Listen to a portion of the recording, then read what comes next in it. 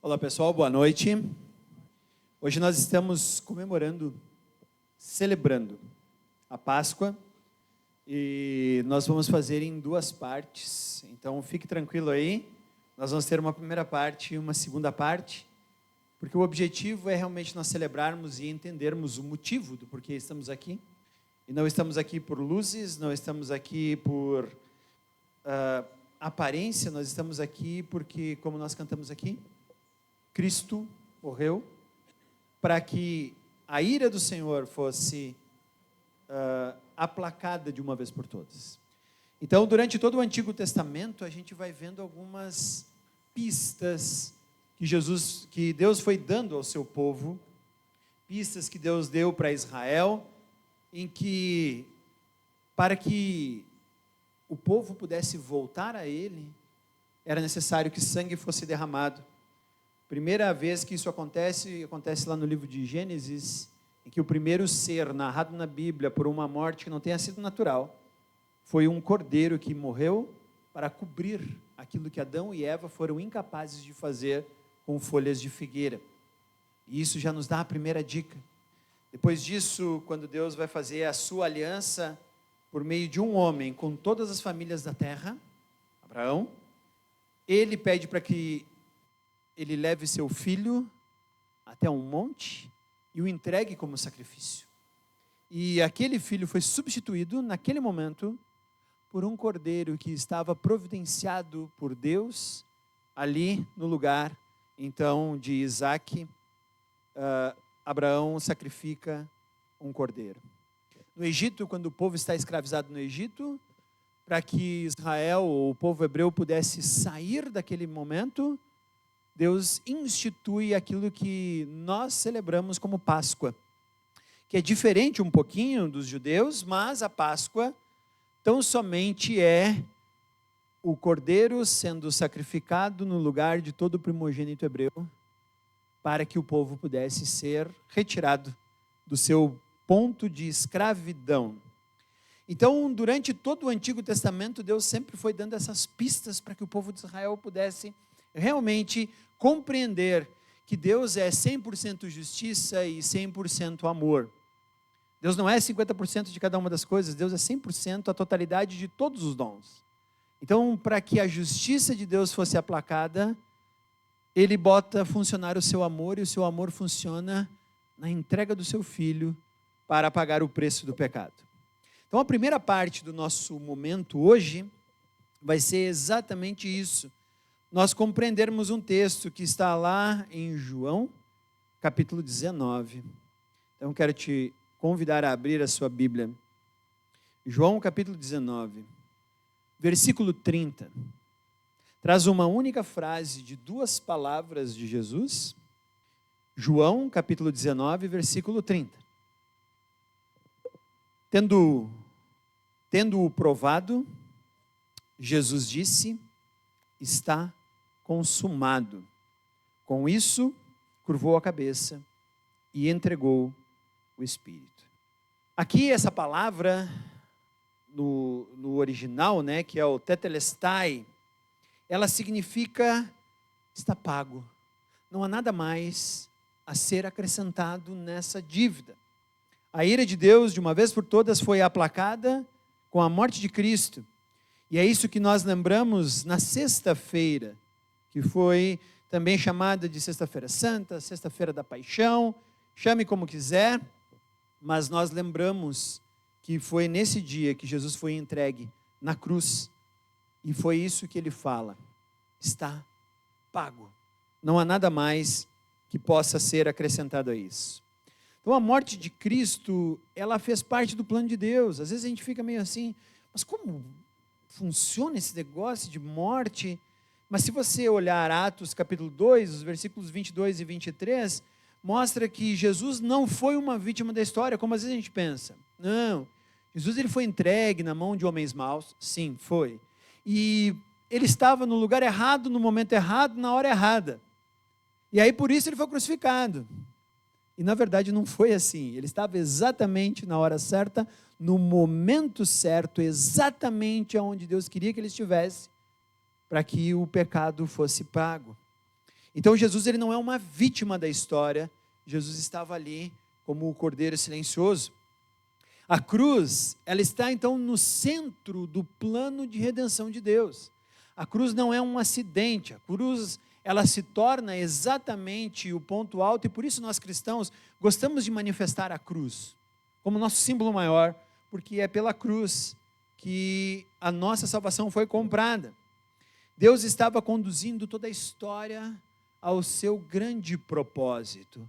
As pistas que ele deixou no Antigo Testamento agora estão todas apontando para Jesus. Como se Deus estivesse pintando um quadro e todos os ângulos desse quadro apontassem exatamente para essa cruz. Então a morte ela foi o plano divino, mas também Cristo morreu em substituição.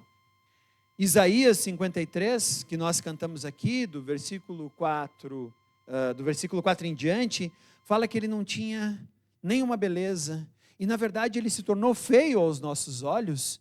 Mas por que ele se tornou feio aos nossos olhos? Porque ele carregava o nosso pecado.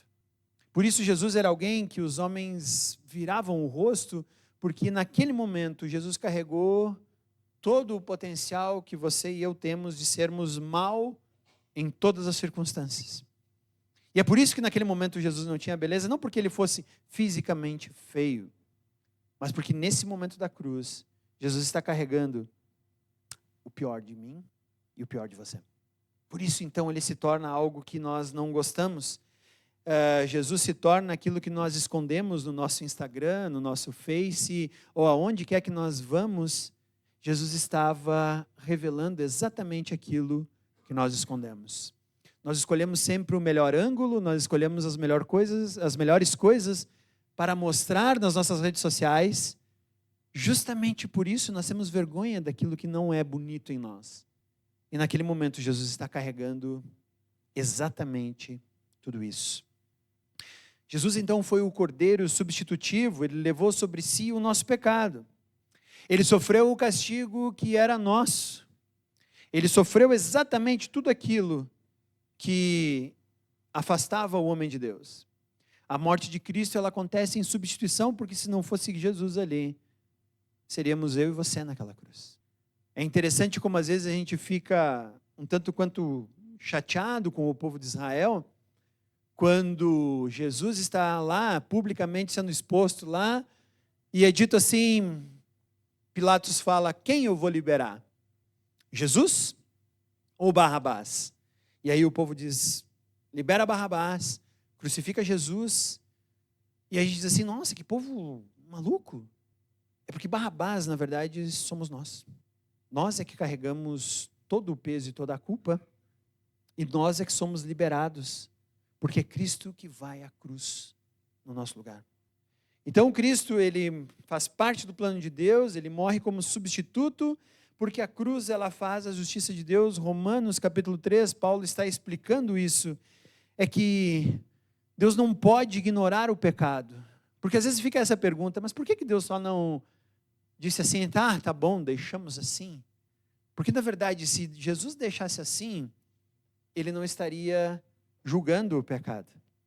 Então, Deus não ignora o pecado, Deus julga. Deus não pode deixar assim. Lembra que eu falei, ele é 100% justo, e para ser justo tem que haver o pagamento da justiça. E Jesus é o pagamento dessa justiça. Então Cristo ele é o sacrifício que satisfaz a ira divina. Então ele morre justamente para satisfazer a ira de Deus. Jesus não morre porque ele é um cara bom, porque ele é um cara legal, porque ele achava que a gente precisava de a salvação. Jesus morre para que a justiça de Deus seja satisfeita. E esse é o Cristo que nós servimos. E o preço, então, foi pago completamente.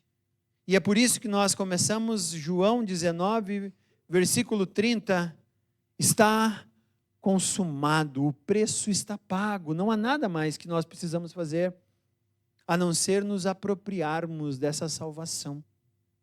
Nada mais pode ser acrescentado a isso.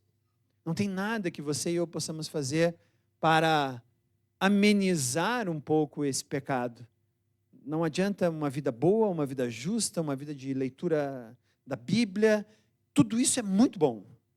mas isso não acrescenta 1 milésimo de segundo na nossa salvação. Não acrescenta nada, porque já está plenamente pago. Por isso, é por meio daquela cruz tão dura que a graça foi manifesta. E é por isso que nós cristãos falamos da graça, porque a graça é tão somente esse preço completamente pago que é entregue para nós, no qual Deus diz agora: vivam, desfrutem, aproveitem. Então é por isso que Marcos vai falar que a resposta única que nós podemos dar diante da cruz é a fé. Não há nada mais que nós possamos fazer, tão somente crer e se apropriar dessa cruz como se fosse a nossa, porque ela é a nossa. A cruz, ela exige então uma resposta, e essa resposta é tão somente a fé. O chamado do evangelho é o arrependimento e a fé, porque Cristo pagou todas as coisas. Então a cruz, ela é a soberania de Deus na história. Quando aquela cruz foi erguida, todo mundo talvez tenha olhado e dito: Deus perdeu a batalha. E é exatamente na cruz que Deus demonstra a sua vitória.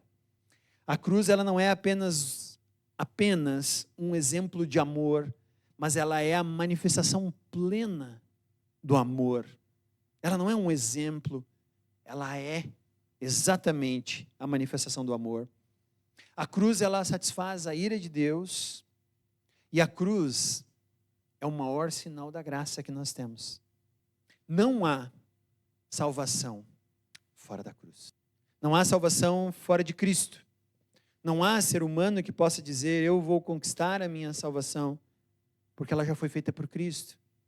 E por causa da nossa limitação, pelo fato de sermos humanos, jamais conseguiremos aplacar a ira de Deus. Então essa é a primeira parte, aquilo que nós lembramos na sexta-feira, aquele momento em que nós olhamos e lembramos que Jesus estava colocado naquela cruz para que nós tivéssemos acesso à salvação. Então a cruz, ela foi sendo mostrada, e a maior pista antes do acontecimento que Deus deu foi exatamente o momento da ceia.